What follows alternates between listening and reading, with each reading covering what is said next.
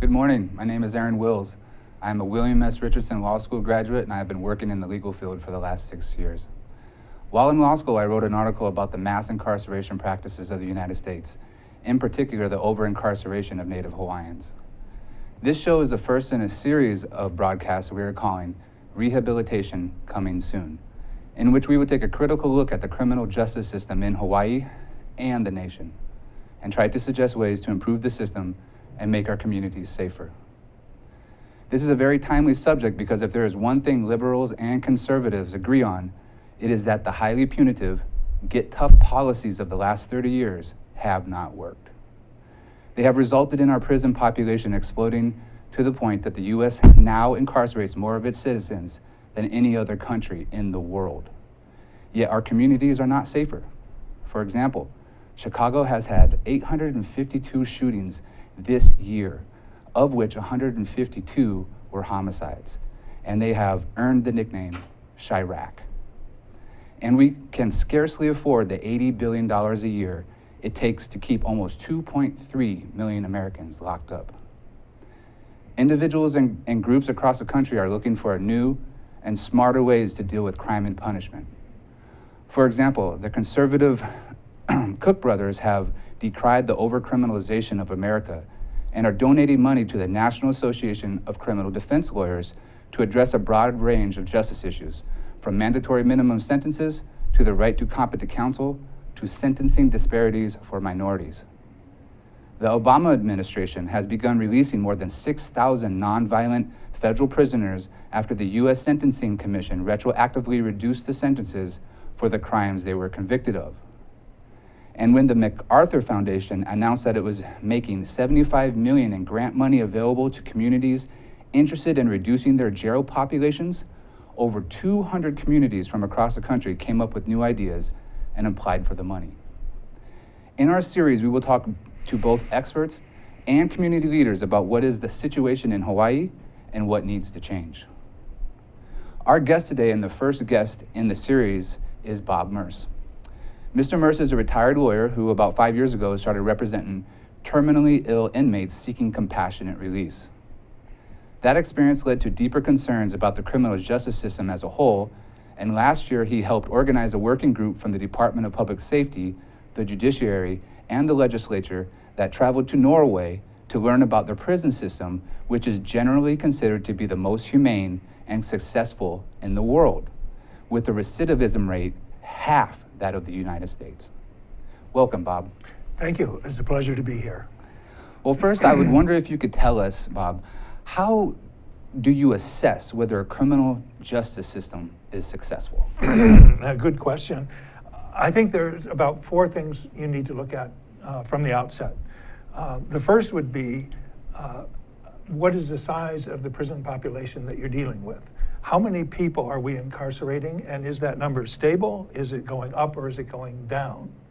The second thing would be to look at what we call the incarceration rate, which is not just the population, but reflects how many people per 100,000 of our population we have behind bars.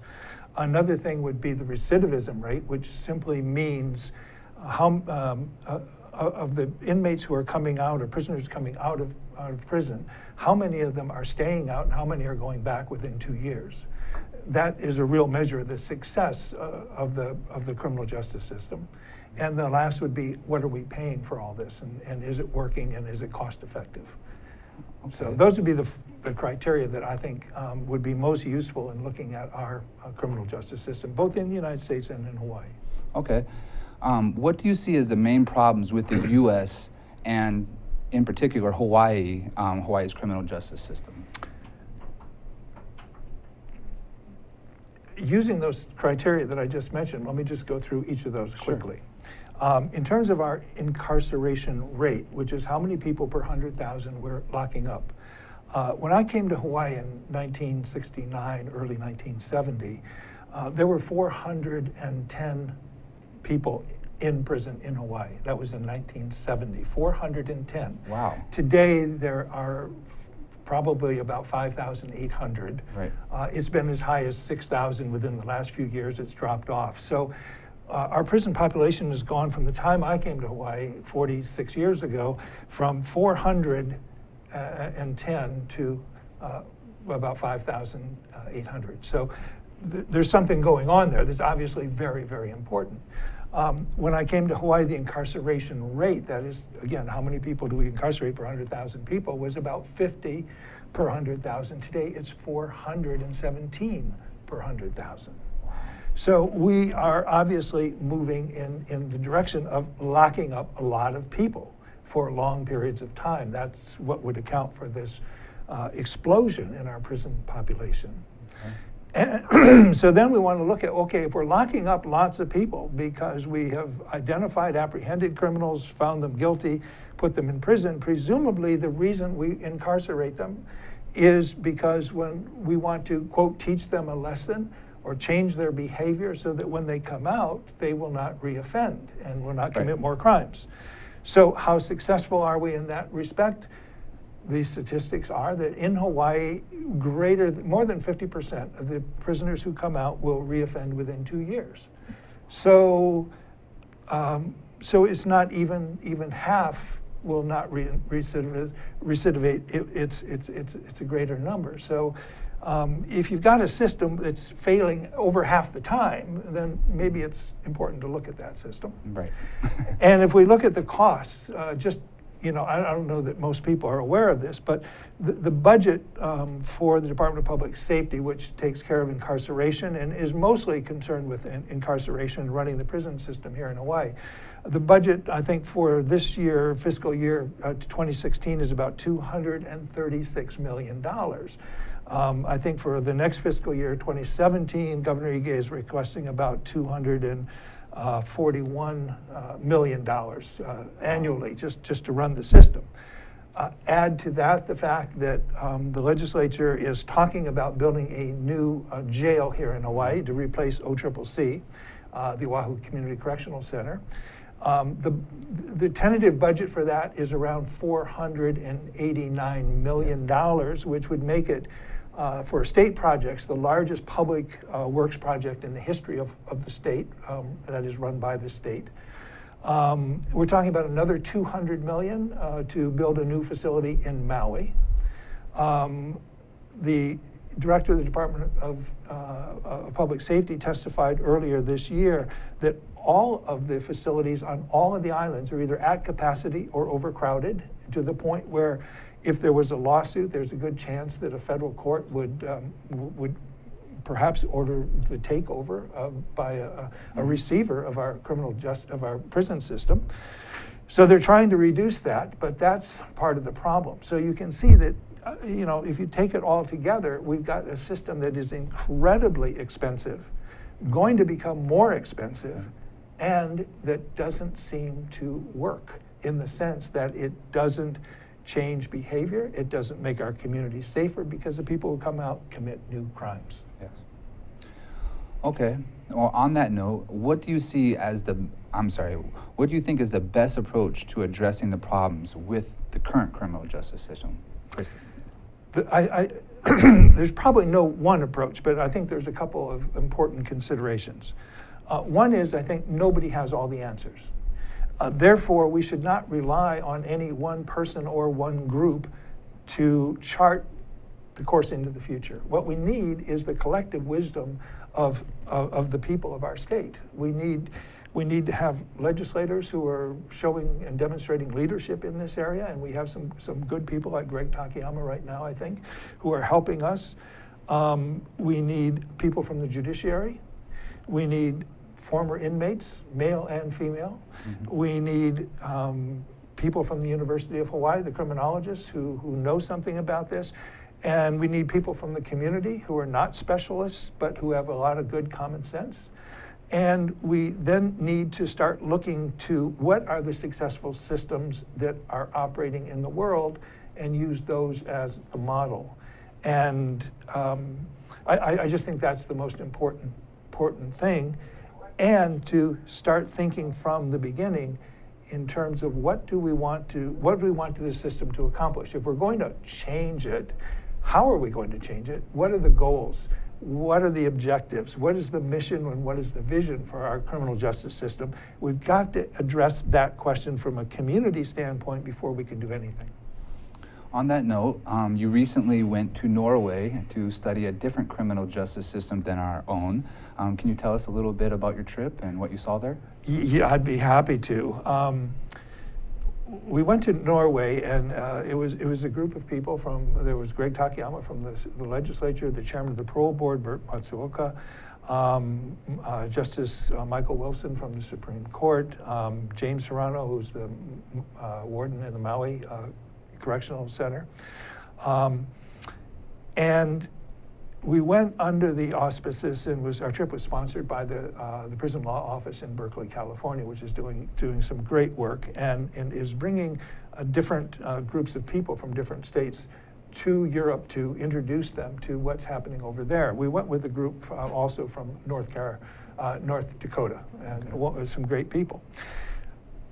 The Norwegian system was like ours. It was.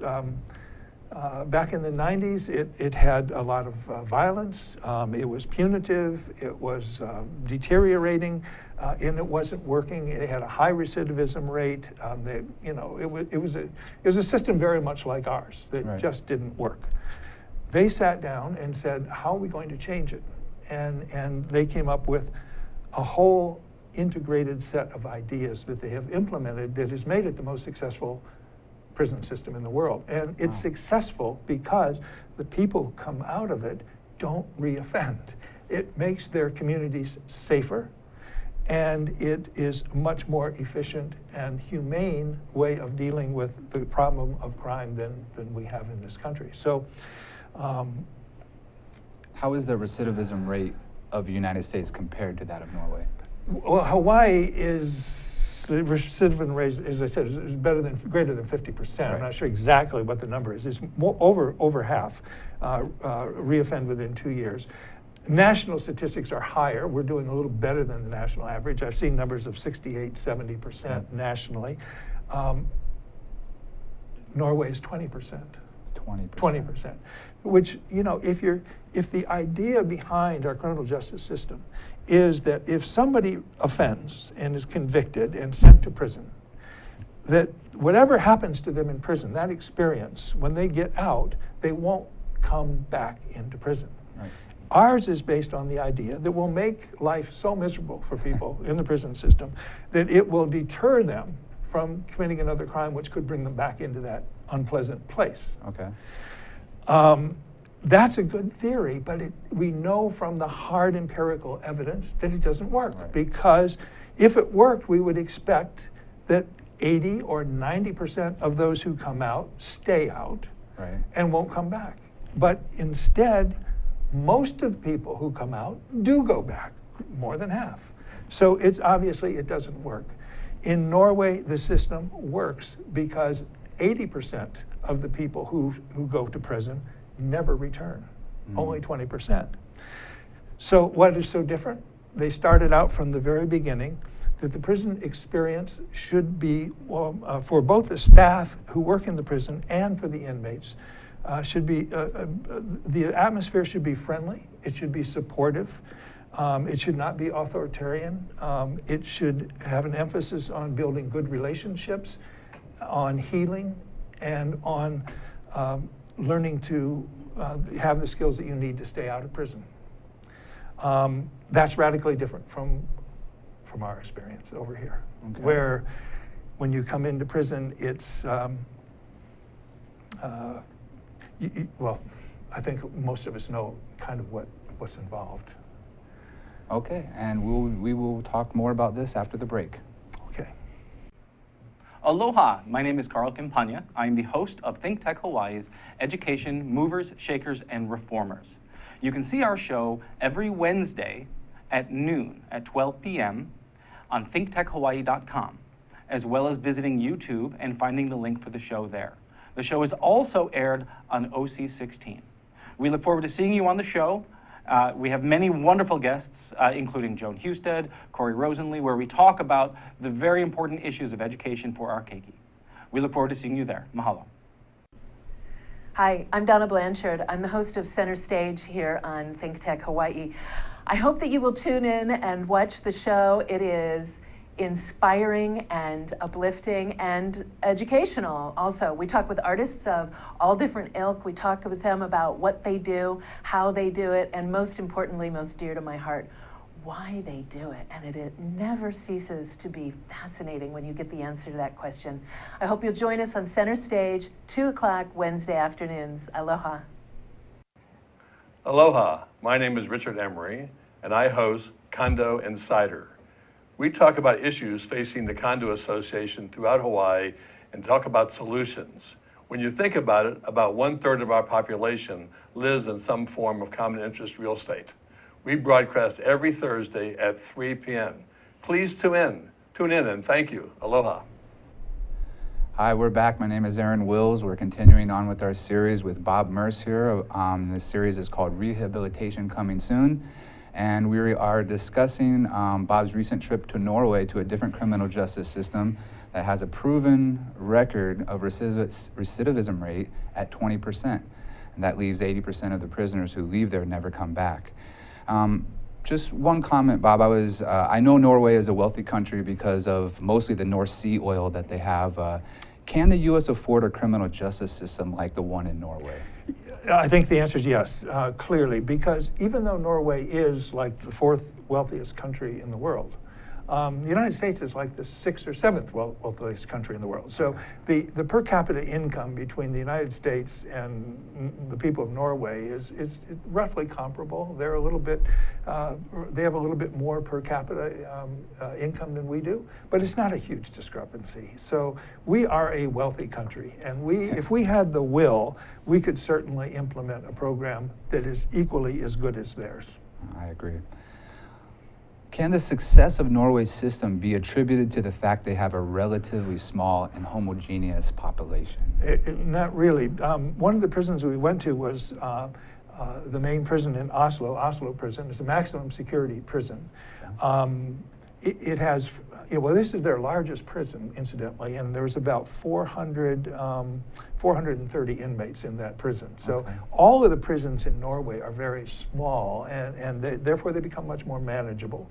But in that 430 inmates in Oslo Prison, there are 37 different nationalities represented. There are Muslims, there are Christians, there are Jews, there are gangsters from Russia, there are Balkan smugglers, there are some really tough people in that prison system, and yet that prison system works. So it's not, the community may be a little bit more homogeneous than the United States, but the prison population is very diverse, and it's got some real tough people in it. So yeah, I think the answer is yes. Okay, I wondering if you could kind of talk about the kind of things that you saw in Norway, and whether or not you think that system can actually be transplanted to the U.S. Are those concepts transferable to a society like ours? Well, number one, the people that we talk to who run the prison system over there, who are very open and welcome people from all over the world to come and take their ideas away, they are convinced, and they said they don't see anything in their prison system that couldn't be adapted by the United States or any other country, because they're basically trying to they're based on human values, and they're based on respect and dignity, and those are universal values. And they said if you import those, then your system will work. So their idea is, and I agree with them, that they're completely transferable as long as you've got the will to change. Okay. Now, what do you think is the single most important component of the Norway system? The single most important is that it is a system, I think, number one. It's from beginning to end, it's all focused on the rehabilitation of the inmate and making sure that inmate becomes a good citizen. That's what the whole thing is focused on. It's not focused on punitive aspects of it. It's not punishment. The first thing they ask an inmate who comes into the system is, what do we need to get you? What do we need to do for you to make you a good citizen and a productive member of our society. And everything from that point on is addressed to that. And they're willing to take the time to make sure the inmate succeeds because, for example, there's a greater than 1-to-1 ratio of staff to inmates. So they have actually more staff than they do inmates in every single prison, which makes a huge difference. Number two, the people who work in the prison don't apply for the job of becoming one of the prison staff. Right. You apply to become an applicant to an academy, which if you're accepted, then you study for 2 years. There's psychology, you study ethics, human rights, and after 2 years, if you graduate, then you're eligible to go and work in the prisons. But you don't apply to go work in the prison, you apply to the academy, and it's full pay and 2 intense years of training before you can get into the prison to work with prisoners. Wow. So you end up with a prison staff that, number one, there's more prison staff than there are inmates, and they're highly trained and skilled people who are functioning at a high level of being a social worker, a life coach, a counselor, a role model, and every inmate has what they call a contact officer who they work with every single day. So that person will play volleyball with them, basketball, go with them to when they're doing their work. They're with them every single day, and because this relationship becomes so close, inmates don't fight, because you know that if there's a problem between 2 inmates, it comes to light early on, it gets solved. And we just saw a photo that was presented, and I believe it was of 2 inmates sitting in a wide open area playing video games. Yeah, okay, there it is. Can you describe this a little bit? Yeah, if you can imagine, now this is what they call the community living room for a group of about 10 inmates. The cells are off to the side, and the cells open into a hallway. The hallway opens into the living room, and this is the way the inmates spend their free time. You can see it's a beautiful room. It's clean. It's well lighted. It's got wood. It's soft materials. They're playing video games. You can't see it, but there's about a 50-inch TV there that they're using. The person behind them is actually the governor of Halden Prison, where this picture comes from.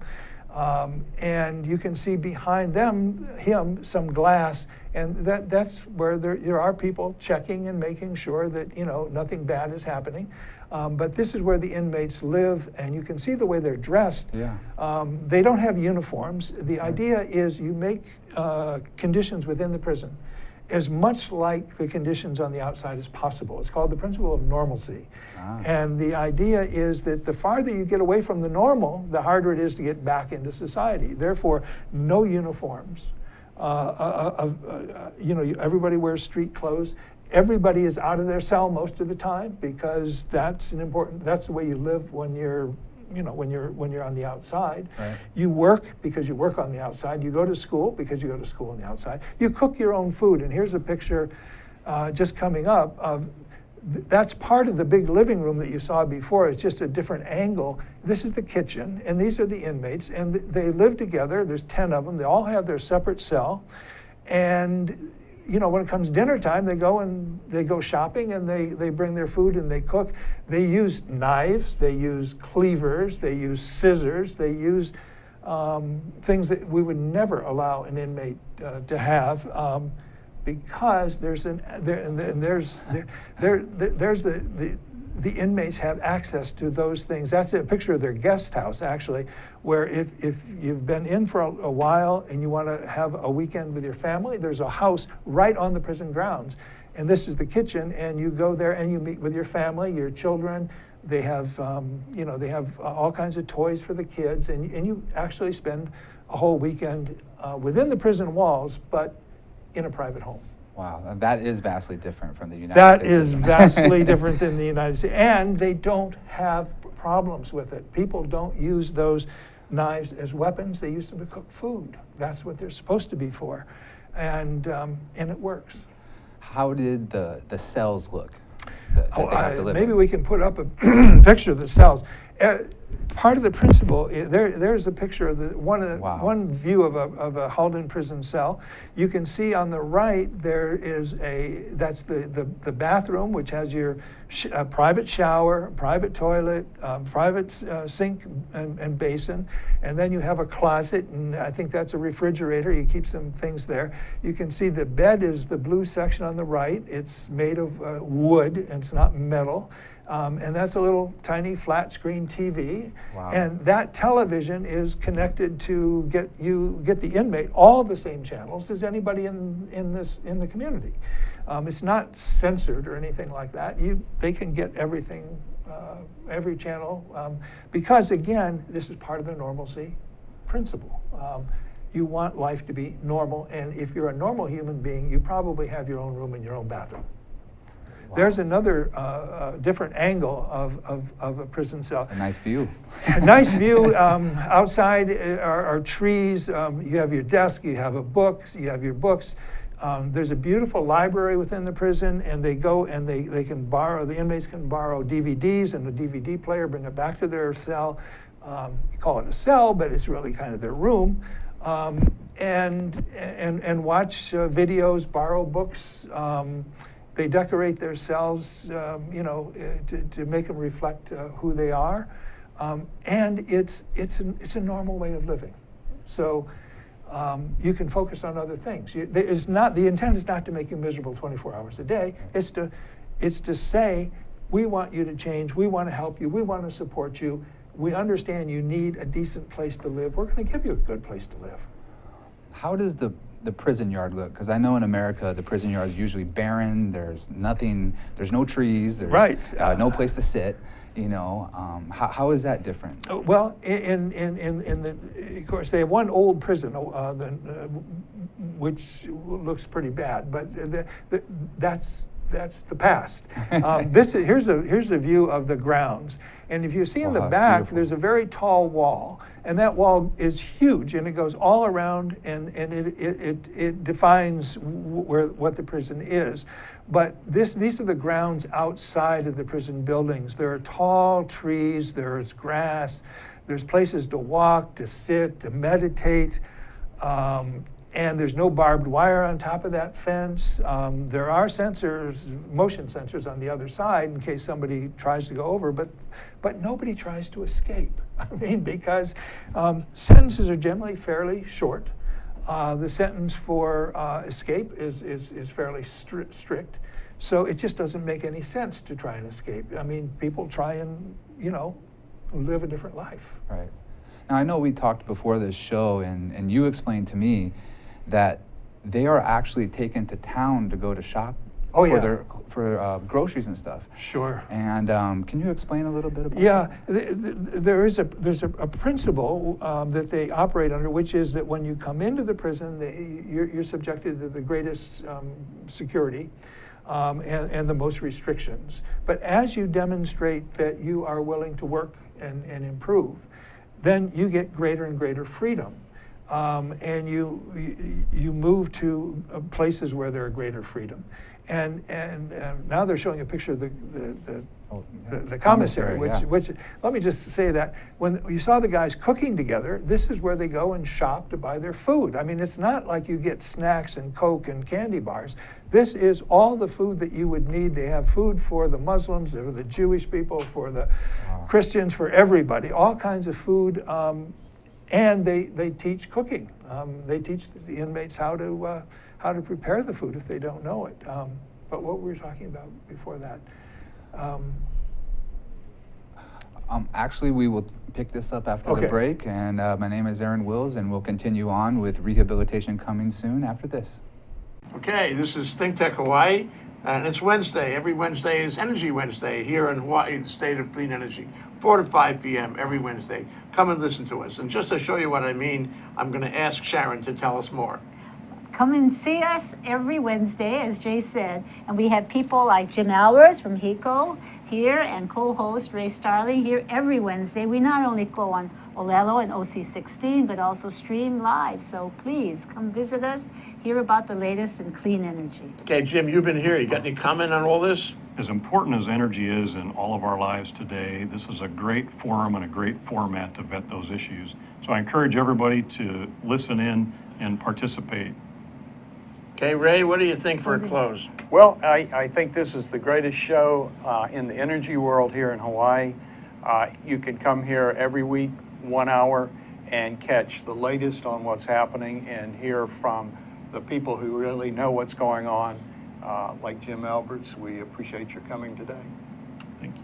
Ray Starling, Sharon Moriwaki, Jim Alberts, and Jay Fidel here in Hawaii, the state of clean energy, 4 to 5 Aloha. p.m. Wednesday. Aloha. Aloha. Hi, I'm Aaron Wills. Thank you for staying tuned. And we're back with Bob Merce, and we're talking about Rehabilitation Coming Soon. And we've been talking about Bob's trip to Norway and how vastly different the Norway criminal justice system is compared to the United States, and in particular Hawaii. You know, I guess the knee-jerk reaction to those pictures and things is that, wow, this is too soft. This is not going to work here. People in our society just aren't going to go for this. Do you think that there is going to be support for this kind of criminal justice system in Hawaii? I think it's going to take some time, and it's going to take conversations like these. And that's why I'm so happy to be here, and I'm so glad that ThinkTech is supporting this discussion, because we need to have a community discussion to recognize that the system we have is not working well, and to help shape what we would like to replace it with and how we'd like to improve it. And so I think we need to start, because we'll never get anywhere unless we start somewhere. Right. But I think in terms of our thinking, we should think bold. I mean, I'm thinking of an expression, I think it was attributed to Michelangelo, who said, our greatest danger is not that we'll aim too high and miss the mark, but that we'll aim too low and hit it. And I think that's the real danger. What we need to do is to really look at, worldwide, whether it's at Germany, and if people saw 60 Minutes last night, or they had a wonderful segment the night before last on the prison system in Germany, which is very similar to the one in Norway, which is similar to the one in Sweden. So if we can look to the models, the role models, take the good ideas, examine them, and if they make sense, then we ought to do them, because that's what will make our community safer. As one of the deputy governor of the Halden Prison said to us, the idea is not whether you like this particular program or idea, it's will it work? And if it works, then you need to do it for your society. And I think that's part of it. And I think what we have to do, though, is start telling people that prisons are different. Prisons, if you're going to design a prison or a jail, you design it to do what you want it to do, which is to make sure that this inmate gets help and doesn't come back. Right. And if you, and you can't compare how you design a prison cell with how you design a nursing home for your grandmother, because they have different goals, different objectives, and different purposes. So you should not compare one type of abode to another. You should look at each one and say, is it the best you can do for this particular objective? But I think we can get there. But I'm not naive, and I know it's going to take some time, and for people to start really thinking about this and looking deeply at it before. And Norway is actually preparing their prisoners to be able to be your next door neighbor. Exactly. And the United States really is not doing that, because when they come out, they're no better than they are when they went before they went in. And it's worth mentioning in terms, everything is focused on, from the day that you come in, the focus is on the day that you leave. Right. And everything is geared toward getting you out back into society. And when you leave the prison, they make sure, it's called a guarantee, it's not a legal guarantee, but in writing they call it a guarantee, that when we release you into the community, you will have a job, you will have an adequate place to live, you will have income, you will have a health program, free health care to take care of yourself, you will have drug counseling if that's what you need. And those are basic guarantees. And that's part of the reason that they don't come back, is because once they get out into the community, they have the support. Wow. Well, I know that there's one, problem, especially with OCCC and, Halava, is just safety. attack on the guards and stuff like that, attack between the prisoners and the people who are actually being housed there. What was that like in Norway? How were the attacks on the guards, and how is it between the prisoners themselves? When we were talking we asked that question about violence within the prison, directed either at the guards, or they call them the staff, or at other inmates. And they said, with regard to attacks on the staff, they couldn't remember when one happened last. You know, Wow. They are unknown, literally unknown. It just doesn't happen. In terms of, they said, you know, occasionally somebody will lose their temper or blow up, you know, throw a punch or something at another inmate, but those are very, very, very rare. And it's nothing more than a split-second incident. And then they start talking about, oh, what happened here, and change it. So basically, there's no violence in the prison. Of course, there's no guns in the prison either. And in fact, we went to a minimum security facility where inmates go before they're released. It's called Bastoy Island, and it's a whole island, nothing but houses on the island, but it's all full of prisoners. And in the evening, number one, there's no guns on the whole island. You know? Oh, wow. There are no weapons of any kind like that. And at night, there's 3 guards for 115 inmates. You know, That's so, and nobody escapes. There was one escape from Bastoy Prison that they told us about, and that was a bizarre situation where a surfboard actually washed up on the island, and one of the inmates took the surfboard and got on it and paddled over to the mainland. You know, when he got to the other side, when he got to the mainland, what did he do? He took the surfboard and he pulled it way up on shore, and he piled some rocks on it so that they would know that he had successfully crossed this little strait to the mainland. He was not missing in the ocean. He hadn't drowned. He didn't want them to worry about him. And once they found out he was a minimum security inmate who had escaped, they didn't even look for him, because they said, you know, he'll show up, we'll find him. And sure enough, within a couple of weeks, somebody reported him. And it's just, you know, nobody escapes. Wow.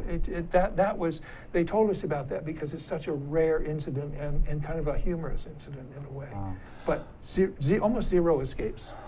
On that note, you said something while you were talking, and you referred to the guards as staff.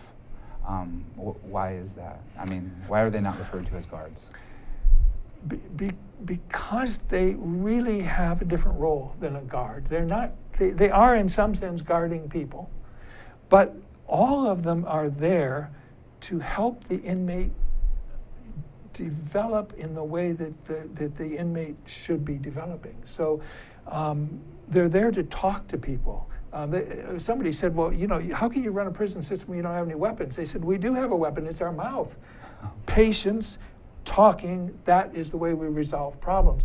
That's the way we resolve them in prison, because that's the way we want to resolve them on the outside. So it's,